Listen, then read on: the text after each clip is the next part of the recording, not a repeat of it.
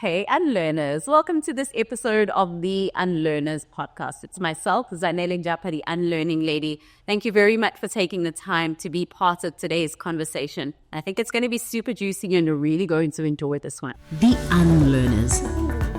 Learn, change. Learn, change. The Unlearners.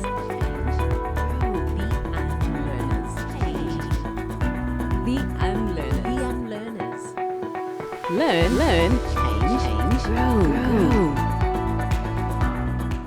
All right, now, see, I got you all primed for today's conversation because this is good. And I'm so happy to have Thobani Ndlovu here, who's actually the curator of TEDx Durban. And not just that, but also an architect. So in my head, Thobani, it looks like architect by day, TEDx curator by night. Yeah, Or does that make it sound cooler than it actually is? I think so. So, although I do really enjoy it, I think it's quite a cool thing to do. Oh, I love that.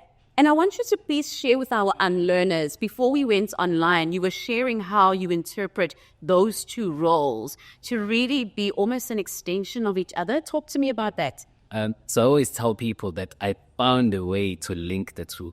Because throughout my journey, I've embarked on quite a number of, business ventures. And so people initially felt like I didn't know what I was doing. So I guess that's probably one thing that I've had to unlearn, that you can do many things, but still know exactly what you're doing, So I've literally found a way to link the two things that I do.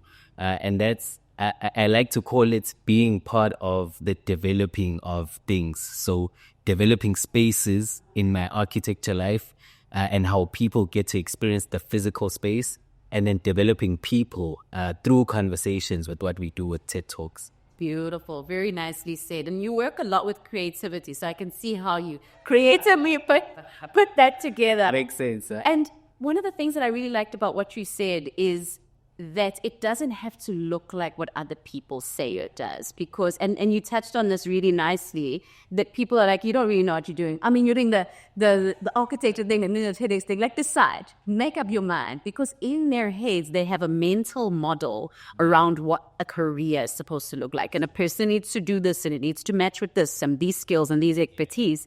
But you've basically just gone, okay, you know what? I'm going to create this because I see the golden thread here in everything. Yeah. So when you're growing up, you always have multiple interests. And I believe every human is not like, singular or linear in their thinking and with their interests. So but we've been taught that there's one way, so especially our parents, if you're a nurse, you're a nurse, that's it. If you're a teacher, you're a teacher, that's it, So I think, especially with our generation, because you start seeing that with us, we want to actually take on more things because we have different interests. And I think social media has played a key part in that, because most people want to link what they're doing with social media. But then, especially with our parents, I mean, I had a challenge where at home, people are wondering, what's this TED Talk thing that you're doing, And I think it becomes a challenge when that's the case, because you start thinking, should I drop this? Should I continue to pursue this? But I really had to sit down and have a conversation with myself, but this is something that I'm really passionate about. And I always think back to a story. I was sitting one day with my friend and his girlfriend, and she said something that I always think back to, where she was like, hey, that's cool. And I responded and I said, no, I do know, but it may look like it doesn't make sense now, but I know that it's going to come together at some point. And I met her a few years ago and she was like, I see what you're talking about. I take that back. Yeah. So, I mean, I guess that's been a big part of my journey, to embrace curiosity. And through curiosity to be able to find and fine-tune your journey of purpose. Great. That's really nicely said. And to your point around things not making sense from a certain perspective, it's almost like you are laying those little markers. Yeah. And it's almost like a piece of artwork that you look at. And we've all probably seen those pieces of art where it's like a collage. They laid people's pictures in different shades. Yeah. And all you see are people's pictures. But when you step back, you go, oh, they're creating a bigger picture. See. But when you're right up next to it with your face right there, you don't see it. And here's the other distinction that I'm making based on what you said is not just that, but if you're the one that's laying those pictures down, you already know what it looks like and you move back. And then the other person's got their face right there and they're going, Thobani, I'm not seeing anything here. They take a step back and they go, oh, wow. But don't you find then that a big part of unlearning, and you work a lot with ideas all the time, that's probably the most exciting even about your job. Don't you find then that with people sharing ideas and the creation of these ideas and articulating them to the world, there's a huge influence on that from people who are standing right up next to your canvas and are going, no, but this doesn't quite make sense. So where do you draw the line between going, actually, no, maybe that idea is for next year, not right now, or let's go, it pushes the envelope? Yeah. So I think my biggest lesson through being part of TED Talks and witnessing people come to us and sharing ideas with us first before they share them on the stage is that people have different perspectives, and those perspectives are shaped by so many different things. Someone could, I always make this example that if you are accused of doing something which you didn't do, and then you are found to not have done it, and then you do it after being accused, after being found innocent. Yeah. Does that mean that ruling was wrong? Because now you've actually done it, So it might be a silly example, but it's a matter of perspective, So with everything, I feel like perspective plays a very key part.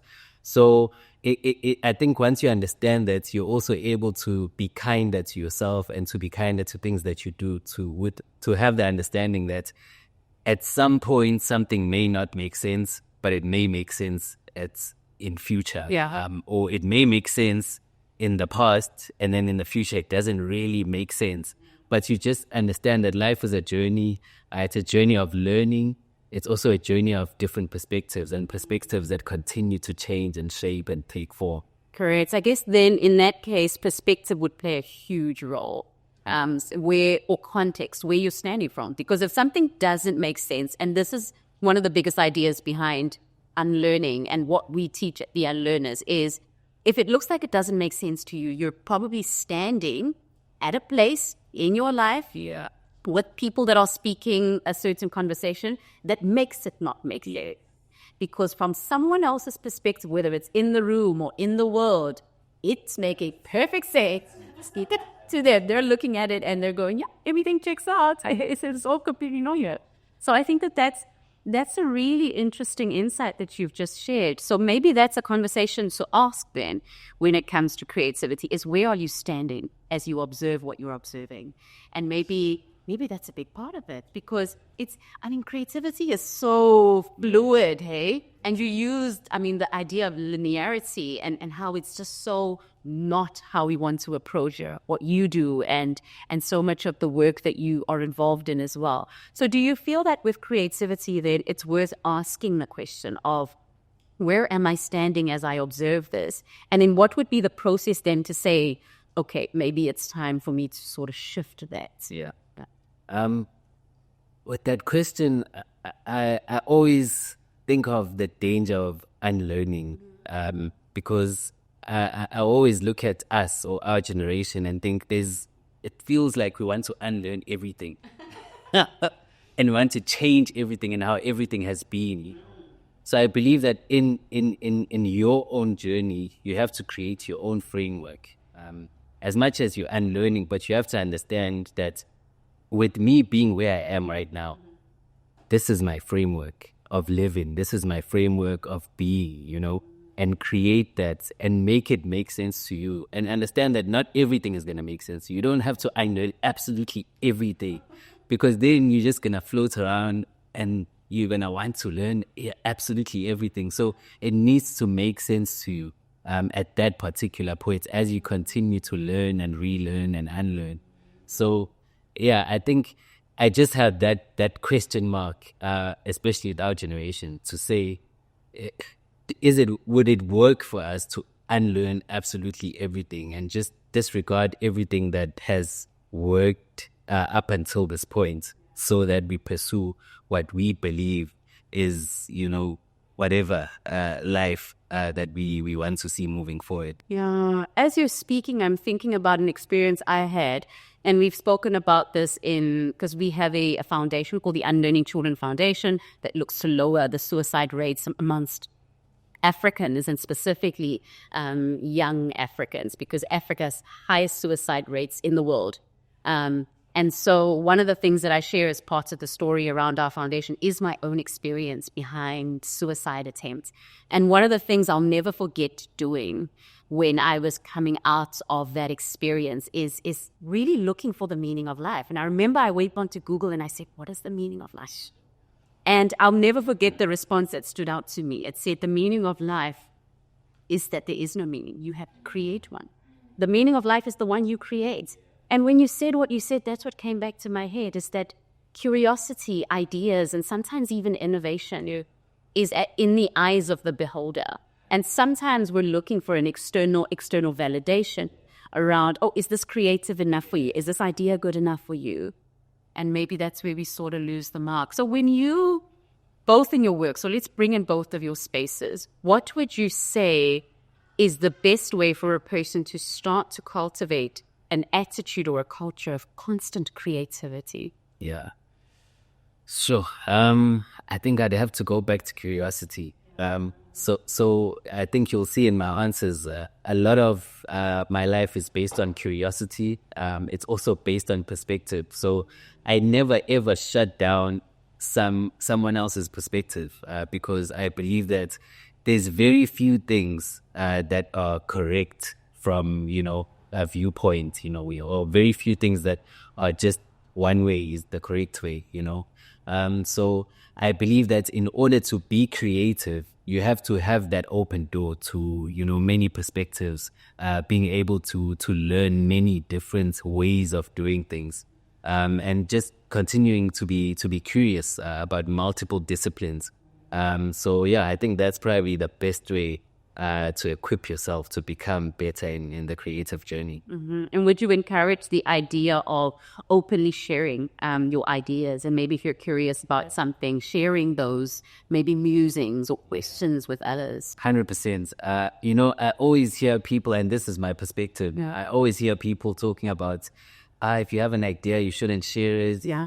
But for me, it doesn't really make sense, because I believe that with sharing, you also learn and become better, because the minute you start sharing your work and your ideas, then other people can then share their perspectives about it. And that can improve your idea, can improve yourself. But also, no one can do it like you, So in your idea, and the Bible says there's nothing new under the sun, So the fact that you thought of it, most likely someone else has thought of it, yeah. I think sometimes we think too highly of ourselves. Ouch. So I mean, an idea can be unique to you, but most likely it's been unique to someone else as well. So I believe that by not sharing, you take away the opportunity to grow and learn, So I 100% believe in sharing ideas. Yeah. And then with the sharing of ideas then, because like you said, the anxiety that most people have is usually, oh my goodness, you're going to steal my idea. It's so good. Then what? Yeah. And so maybe what you're speaking about then is allowing the individuality of the execution become the innovation. Yeah. Is that where you're going with that? Yeah. So with each person being different and being unique, I believe that it's in that way you'll find a special piece about your idea, or the idea that might be an idea that has been given to, say, 5 people. Yours is going to be different because it's you that's executing it, So I 100% believe in that.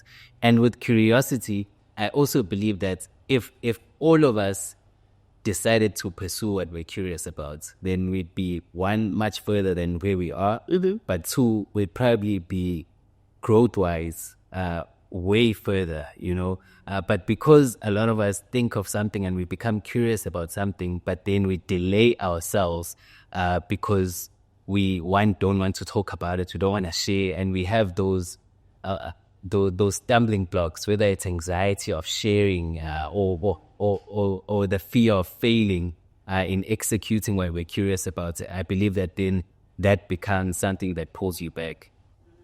Because the entire time you've got these different voices in your head about executing on this idea and whether this idea is good enough and whether you are the right person to execute it. So all of those things, I think, make us so risk averse. And the relationship that has to creativity must be a really interesting one. So would you say that you have seen your fair share of maybe really creative, whether it's TEDx talks or maybe in the work that you've done, maybe buildings, and I'm sure you've seen quite a lot in your research. There's a lot of stuff that I've seen that I just go, oh my goodness, I never thought a building could look like that. So is there anything particularly that you remember from either side of what you do that you went, wow, that is breaking the mold? Can you tell us a bit about that? Sure. With buildings, I always feel like the buildings that really steal my eye are buildings that are borderline, I'll say almost crazy. Like they're really on the edge. They're close to being dangerous. I mean, for someone that designed that, I always think, didn't they think like that this would fall? Yeah. So I think a lesson that I've learned from that is, you shouldn't be afraid to really go after something, even if it looks like it might not work, because I look at a lot of those designs and I'm like, I wonder how this person thought that this would work, so that's a huge one. I think especially with architecture and buildings, most buildings where they really inspire me and they show quite a lot of creativity are buildings that you would think wouldn't work, but they find a way to make them work.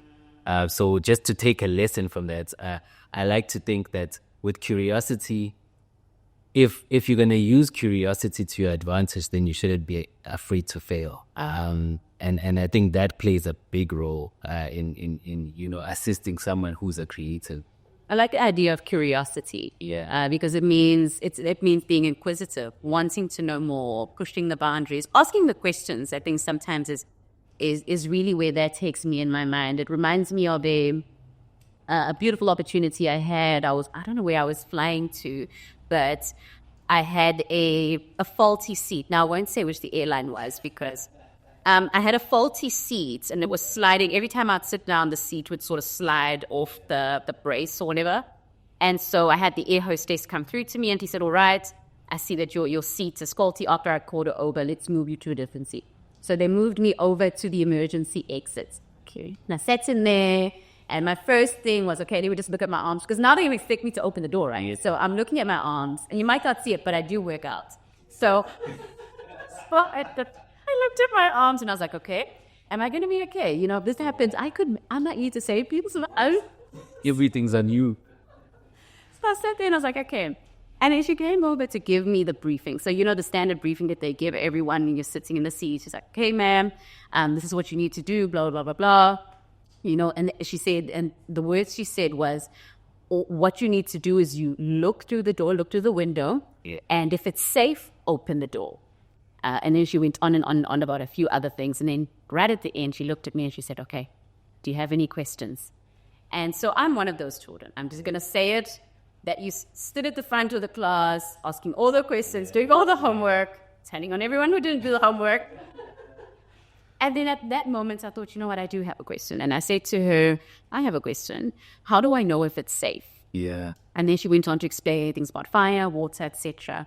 And then before she walked away, she turned to me and she said, you know what? Nobody has ever... Yeah, that's what I'm thinking. That's what I'm thinking. And at first I was like, oh my goodness, it's just me. I'm the only one who doesn't know when it's safe. And then secondly, I went, you know what? Most of us don't ask. We don't ask the questions because we are making an inference or an assumption about what we think we know. And we're all sitting there going, no, I'll know when it's safe. But really, tough, really. Because now we could get into a situation, you open the door because you think it's safe. Now everyone's laughs and daydreams. But it's just a silly, like you said, example. But I think it speaks to the idea that you just shared around the questions and how the questions are sometimes where where the other side of innovation, of creativity, of tapping into something new, that's where unlearning happens. It happens in the question.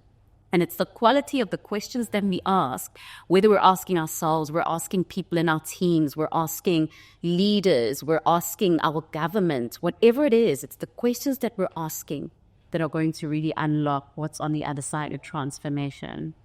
So I think that's what makes, the TEDx journey so exciting and so full of growth for myself, and I've come across people who are like, I don't really believe in this whole summits and talk. Yeah. Because they feel like some of these things are scams, people do master classes. But I'm like, you know what? When it comes to these things, conversations create perspectives, and that's how you grow as a person. So you could go there and someone might have advertised as might have advertised a master class for themselves as the school, but from what they'll say, it sticks in your subconscious, and it stays there. And in future, you might not feel like you learned something on that day, but in future, it's gonna come back, and somehow it's going to, together with other lessons, create a certain perspective that you have on different topics.